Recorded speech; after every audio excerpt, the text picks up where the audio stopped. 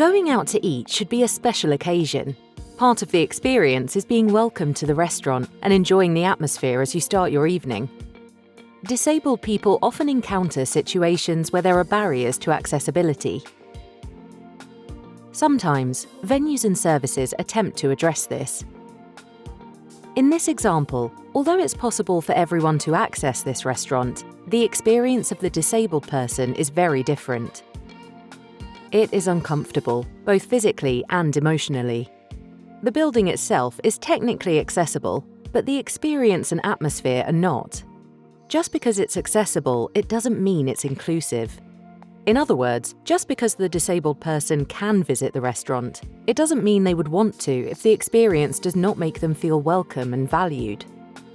This example helps us to understand the difference between accessibility and inclusion in simple terms.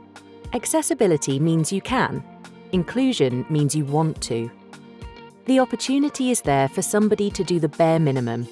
Inclusion means the individual feels thought about as part of the overall experience. When we're somewhere unfamiliar, we have to rely on different types of communication to navigate this new setting. Communication barriers can make it difficult for people to access and interact with services, leading to frustration, confusion, and isolation.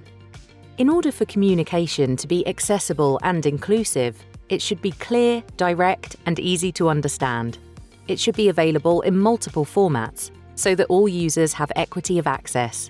Sometimes, this also includes taking the time to assist others as they access information.